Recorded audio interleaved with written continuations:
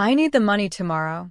My father's voice thundered through the living room as he slammed a folder onto the table. Inside were pages of numbers, debts, signatures, overdue notices. Your sister owes $800,000, he said coldly. You'll pay it. And without delay. I blinked at him, stunned. Why me? Because you actually have money, he snapped. Family helps family. Family. The same word he'd used when he drained my college fund to save my sister's wedding. The same word that had always meant them first, me last. My name is Lydia Grant, 34 years old. I built my design company from a cramped apartment and sleepless nights. No one helped me. Not once. And now the same man who called me selfish for working too much wanted me to clean up his golden child's mess. I looked at the folder again, then at him. Okay, I said softly. Tomorrow. He smirked, the smirk of a man certain he'd won. Good girl. Don't disappoint me again. That night, I packed my passport, laptop, and a single suitcase. I transferred my savings into a secure account, left my house keys on the kitchen counter, and booked a one-way ticket to Lisbon. 4 hours later, I was boarding my flight. When he came to my house the next morning, expecting the money, he found only a locked door and a small wooden box on the porch. Inside it were two things, a shredded copy of my birth certificate and a note that read, "You taught me family is a transaction. This time, the price is freedom." When he opened it, neighbors said they heard him scream. By the time my plane landed in Lisbon, my phone had over 50 missed calls, all from Dad. Then came the texts. What have you done? You're a disgrace. Come back and fix this mess. I turned my phone off and watched the sun rise over the Atlantic from the airplane window. For the first time in years, I felt weightless. No expectations, no guilt, no manipulation, just air. I rented a small apartment overlooking the river, quiet and bright. Every morning, I'd walk to a cafe and work remotely with clients from my old firm. I kept my name off everything. The company continued under a partner's signature, and my income flowed silently into a private account. Meanwhile, the messages from home kept coming. When I finally checked again weeks later, there was a new tone in them, panic. The collectors came. They're threatening to take the house. Your sister's missing. This is your fault, Lydia. But the truth was simple. It wasn't mine to fix anymore. They'd handed me their chaos, expecting me to absorb it, to keep them clean while I drowned. I had spent my life trying to earn a love that came with receipts. Now I was cashing out. 3 months passed. The debt they'd thrown on me became public, Dad's name tarnished, my sister's credit ruined. Then, one evening, an email slipped through my business inbox. No subject line, just a single message. You can run, Lydia, but you can't hide forever. The world is smaller than you think. I stared at it. Pull steady. The address was familiar. It wasn't from Dad. It was from Emily, my sister. The message from Emily was short, but it carried the weight of every childhood memory we'd shared, or rather, the ones she'd stolen. I sat in my Lisbon apartment, the city lights painting the walls gold, and reread her email again. You can run, Lydia, but you can't hide forever. The world is smaller than you think. There was no apology, no regret, just entitlement like always. She'd been the family's princess since birth, the one who deserved help, needed time, had potential. I was the one who didn't deserve any. I typed back slowly. You found me. So now what? Her reply came minutes later. Dad's furious. The debt collectors are threatening us. You could end this with one wire transfer. Don't pretend you're innocent. You owe this family everything. I almost laughed. Oh. The only thing I owed them was silence, and I was done paying it. Instead of replying, I attached a single photo, a plane ticket to New York, dated 3 weeks ahead. No caption. No explanation. If she thought she could scare me, she was wrong. I wasn't running anymore. I was repositioning. 3 weeks later, I landed in New York to meet a potential investor for my design firm's expansion. My phone buzzed before I even left the airport. Unknown number. Turn around. For a split second, my chest tightened. I spun and froze. Emily stood near the arrival's gate, pale, thinner, eyes red from crying. She wasn't there to threaten me. She was trembling. "Dad's gone," she whispered. "He collapsed this morning. Heart attack." The world slowed. The noise around us faded. Because even after everything, I wasn't ready to hear that. For a long second, I just stood there, suitcase in hand, trying to decide what I was supposed to feel. Grief? Anger? Relief? Emily's voice broke the silence. "They said it was stress. He kept shouting about the debt. About you." I looked at her. The same sister who had smirked while I begged our parents to believe in me. Now, her face was gray, mascara streaked, her voice brittle. "I didn't want this," I said quietly. "I just wanted peace." She sniffled, shaking her head. "You left him to deal with everything. You knew he wasn't well." "I left because he handed me an $800,000 mistake and called it love." Her jaw trembled. "You could have helped. And he could have treated me like his daughter." I shot back. She flinched. The words hung heavy between us, raw, final. The next day, I flew home for the funeral. The same house that once echoed with Dad's booming orders now sat quiet, curtains drawn. Mom barely looked at me. During the service, whispers rippled through the crowd. Everyone knew about the debt, the downfall, the screaming match that had gone viral after a collector filmed it.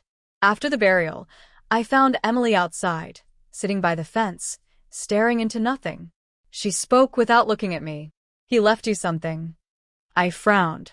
"What do you mean?" She handed me a sealed envelope. Inside was a letter, short, uneven handwriting, clearly written in haste. "Lydia, you were always stronger than I deserved. Don't let this destroy you." The box I opened that day. I finally understood. "I'm sorry." A lump rose in my throat. For once, he hadn't ordered me. He'd admitted the truth. But one last secret still waited in that house. After the funeral crowd dispersed, I lingered in the house, the same one that had once felt like a fortress I could never escape. Everything was frozen in time. His leather chair still faced the fireplace, a glass of half-empty whiskey beside it. The air smelled of paper and regret. I walked down the hallway toward his study, a room I hadn't entered since college. He'd always kept it locked, claiming some doors stay closed for a reason. But that day, the door stood slightly ajar. Inside, stacks of papers covered the desk, contracts, business ledgers, faded bank receipts. One folder caught my eye, labeled L. Grant, backup. I opened it slowly. It wasn't about my sister. It was mine. Every design patent, early blueprint, even emails from my first clients, all printed, copied, and neatly filed. There was a note taped to the front. "If she ever leaves, she'll need proof of what she built." My throat tightened. For years I'd believed he never cared. But somewhere beneath the anger, maybe he'd been watching, protecting in his own controlling way. Behind the folder was something else, a sealed envelope with my name scrawled across it. Inside was a single key and a slip of paper. "Storage locker 312 downtown." I hesitated, but curiosity won. When I unlocked it later that evening, I found a small safe inside. Inside that, a stack of documents and one check. $820,000. It was the exact amount of the debt he demanded I pay, now transferred into my name. I stood there, heart pounding, realizing the truth. The box he'd opened that morning hadn't made him scream from anger. It had made him wake up. The check trembled between my fingers. $820,000. The number that had once symbolized my father's command was now an apology written in ink. But tucked behind it was something stranger, a letter dated 3 weeks before his death. To the bank manager, "Transfer the remaining estate holdings equally between my daughters. Lydia has earned her independence. Emily will need the guidance she once rejected. Handle it quietly. No press, no announcements." My breath caught. He'd tried to fix everything before it was too late. He hadn't told anyone, not even Mom. The next morning, I met with his lawyer. Thomas, a tired man in his 60s, looked at me kindly. "He came here 2 days before his heart attack," he said. "He was different. Quieter. said he'd finally realized love isn't measured in money, but fairness. For the first time, I didn't see the monster who barked orders and threw debts. I saw a man who'd been drowning in his own guilt, trying to fix the unfixable. Still, the damage he'd left behind was real. Mom refused to speak to me, blaming me for the heartache, and Emily hadn't answered a single call since the funeral. I thought about leaving again. Maybe sell the check, close the chapter, vanish like before. But that night, I stood outside my father's study, running my fingers over the old wooden door. "I forgive you," I whispered, "but I won't carry this anymore." Then I did what he never could. I tore the check in half, piece by piece, and burned it in the fireplace. The ashes curled into the air like tiny black butterflies. For the first time, the house didn't feel haunted. It felt released. But the next knock on the door wasn't peace. It was Emily. When I opened the door, Emily stood there, clutching a rain-soaked envelope. Her hair was messy, eyes red-rimmed, shoulders trembling like she'd been standing there for hours. "Can I come in?" she asked quietly. I nodded, stepping aside. She walked into the living room and stared at the ashes in the fireplace. "You burned it?" "Yes," I said simply. "It wasn't mine to keep." She swallowed hard. "I thought you'd cash it, that you'd rub it in our faces."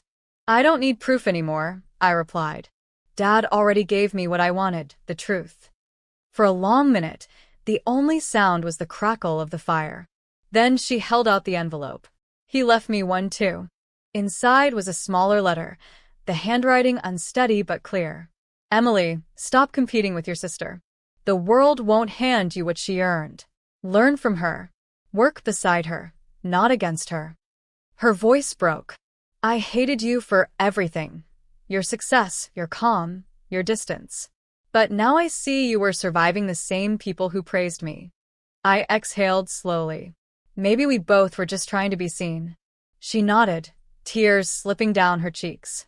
"Dad wanted us to fix it together. So what now?" I looked at the framed photo of him on the mantel, then back at her. "Now we stop being his daughters who obey, and start being women who choose." For the first time in years, she smiled through her tears. "Maybe we start with coffee." "Coffee," I said, finally smiling back. "And peace." That night, for the first time, our family wasn't divided by debt, but by choice. And somehow, that was enough. A year later, the two of us sat side by side in a bright downtown office, Grant and Company. Interiors, a design and build studio we built from the ashes of every painful memory. No loans, no handouts, no manipulation. Just work, honest, hard, and ours. Emily handled clients and logistics. I led the creative direction. Sometimes we argued, but this time it wasn't war, it was growth. We'd both learned that family isn't about who controls the money. It's about who shows up when the noise stops. One afternoon, Mom visited for the first time since Dad's funeral. She stood awkwardly in the doorway, her voice soft. "Your father would have been proud." I didn't know what to say, so I handed her a framed photo we kept on the shelf, the one from years ago, all four of us smiling, unaware of the cracks forming underneath. "Maybe," I said. "But this time, we built something he couldn't balance." She nodded, eyes glistening, and quietly left. When the door closed, Emily turned to me. "Do you ever think we could have avoided all of it?" I thought for a moment. "No. We needed to break to understand what whole feels like." She smiled. "Then we're finally whole." That night, as we turned off the office lights, the city outside glowed, warm, endless, forgiving. I remember the first time I'd walked away, suitcase in hand, running from everything that felt like family. Now, I wasn't running anymore. I was rooted. Some debts are paid with money, others with growth. And the richest thing I ever earned wasn't freedom or forgiveness. It was knowing I didn't owe anyone anymore.